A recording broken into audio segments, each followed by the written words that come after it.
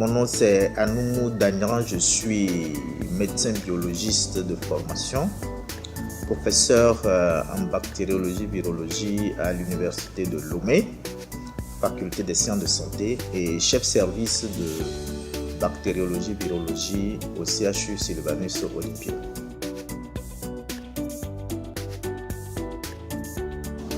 La bactériologie et la virologie sont des disciplines qui concernent les microbes.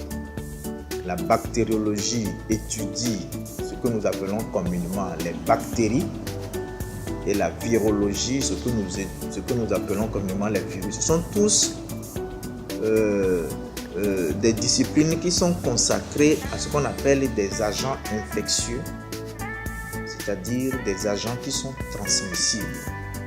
En gros, on peut les regrouper dans le cas des maladies transmissibles. Et donc, cette discipline permet au laboratoire de pouvoir faire le diagnostic des microbes qui sont responsables des maladies pathogènes transmissibles, aussi bien des animaux que des végétaux.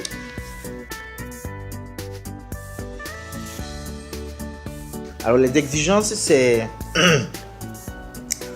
que ce sont des domaines qui évoluent très rapidement en termes de moyens de diagnostic.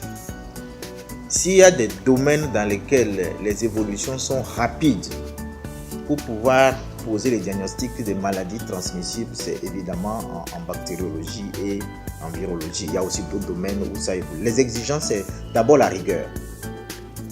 Parce que vous allez donner des informations capitales aux cliniciens, c'est-à-dire aux médecins, pour pouvoir prendre une décision thérapeutique, c'est-à-dire pour pouvoir faire un choix, par exemple des antibiotiques pour traiter les malades.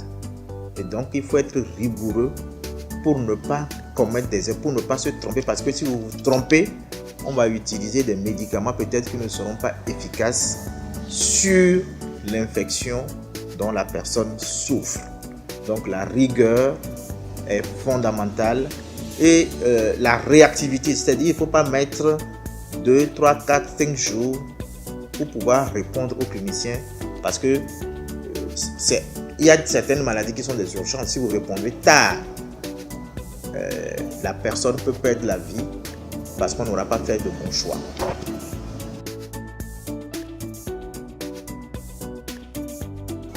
Alors, les risques, c'est qu'on peut être contaminé dans un laboratoire puisque vous traitez des microbes qui parfois sont très dangereux. Et donc, le fait de les manipuler, de pouvoir les identifier, le premier risque, c'est le risque de contamination au laboratoire. Et donc, on doit mettre en place ce que nous appelons dans notre jargon médical la biosécurité, pour que le fait de travailler dans un laboratoire ne soit pas un risque ni pour le personnel qui manipule tous les jours, ni pour ceux qui vont venir fréquenter le laboratoire. Et donc le risque est là. Il n'y a jamais de risque zéro, mais nous devons tout faire pour que ce risque soit minimisé, parce que les règles de la biosécurité sont aujourd'hui claires et enseignées, et nous devons les mettre en pratique dans nos laboratoires. D'abord, avant de pouvoir faire la bactériologie ou la virologie médicale, évidemment, il faut soit d'abord être médecin ou pharmacien, c'est-à-dire veut dire déjà 6 à 7 ans, 6 ans pour la pharmacie, 7 ans pour la médecine, c'est le diplôme de base avant de rentrer en spécialité. Donc après la médecine, les 7 ans de médecine à Lomé ici, j'ai fait une partie de mes spécialités à Abidjan, où j'ai obtenu le certificat d'études spéciales en bactériologie-virologie. Et comme je suis inscrit dans le parcours d'enseignant à l'université de Lomé, ce diplôme a été complété par un diplôme d'études spécialisées, un DEA en écologie microbienne à Lyon, et puis après un PhD en bactériologie ou le doctorat unique en bactériologie, virologie à l'université de Lomé.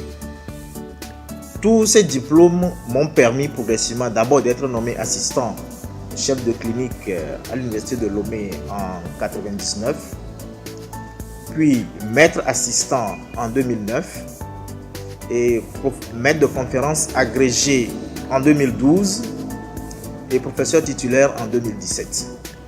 Donc actuellement, je suis professeur titulaire à la faculté des sciences de santé de l'université de Lomé et en même temps chef service de laboratoire de bactériologie, virologie au CHU Sylvanus Olympio. Évidemment, au moment où je faisais ma carrière en tant qu'assistant chef de clinique et maître assistant, la pratique veut qu'on soit dans un laboratoire ou dans un service hospitalier qui pour le volet pratique de la médecine. Et donc depuis plus d'une vingtaine d'années déjà, je suis au CHU Sylvanus Olympio en tant que d'abord membre de l'équipe du labo de bactériologie, virologie, et puis après je suis devenu le chef service. Quand vous faites la médecine en 7e année, si vous voulez faire une spécialité, il y a une dizaine ou une vingtaine de spécialités aujourd'hui. Vous voyez un peu ce qui vous intéresse. Au tout début, moi, je voulais devenir chirurgien pédiatre. Mais après, j'ai fait un stage dans le service de pédiatrie. Et je me suis rendu compte qu'il y avait beaucoup d'enfants qui avaient des infections bactériennes dont la prise en charge était difficile. Et donc, je me suis dit, il faut que j'aille au laboratoire pour aller voir un peu ce qui se passe. Comment est-ce qu'on identifie ces germes? Comment est-ce qu'on fait l'antibiogramme pour pouvoir proposer des traitements aux cliniciens? Et c'est comme ça que je suis parti au labo, je n'en suis jamais sorti. Donc aujourd'hui, c'est un métier qui me passionne parce que si nous prenons le cas de Covid-19 aujourd'hui, pour pouvoir dire que quelqu'un fait Covid-19, il faut que ce soit le laboratoire qui se prononce. Donc on est vraiment en avant-garde dans la lutte contre tout ce qui est maladie transmissible. Est-ce qu'il y a un prérequis? Je ne pense pas. C'est une orientation. Ça dépend du choix de tout étudiant en fin de 7e année de médecine selon son orientation.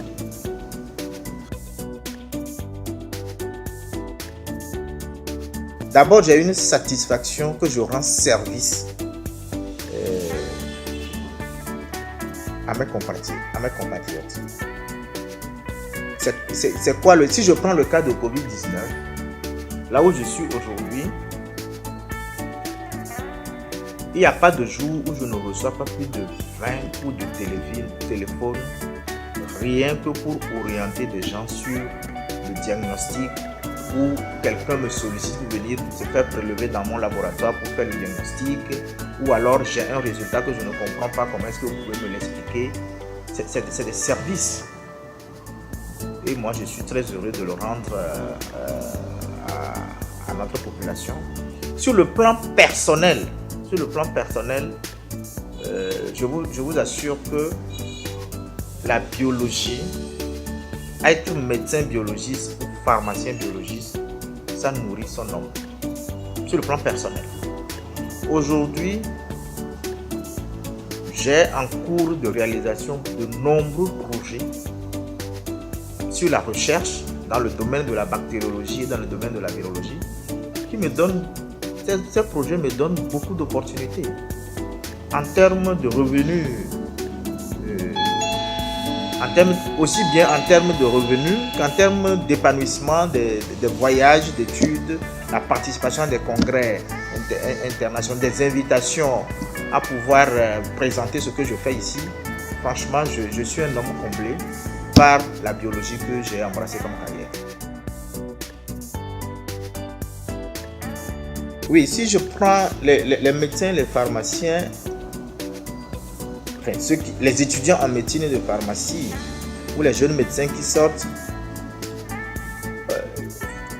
ils ont l'impression que la biologie n'est pas intéressante. Parce que moi, je vois un peu les spécialités que les gens choisissent le plus, c'est soit de la chirurgie, gynéco, des spécialités médicales, c'est bien. Mais dans un pays, on a besoin de toutes les spécialités. Aujourd'hui, la biologie est considérée comme un parent pauvre de la médecine. Pauvre parce qu'il n'y a pas beaucoup de gens qui viennent à cette discipline. Et c'est une erreur fondamentale. Parce que s'il y a des progrès à faire dans la médecine, c'est ce que nous appelons souvent les examens paracliniques. Il y a la radiologie et il y a la biologie. Dans un pays où vous n'avez pas suffisamment de biologistes ou des spécialistes pour les examens paracliniques, la médecine ne peut pas se développer. Vous allez faire des traitements que nous appelons des traitements probabilistes ou des traitements empiriques. Vous n'allez pas faire ce qu'on appelle des traitements basés sur les preuves.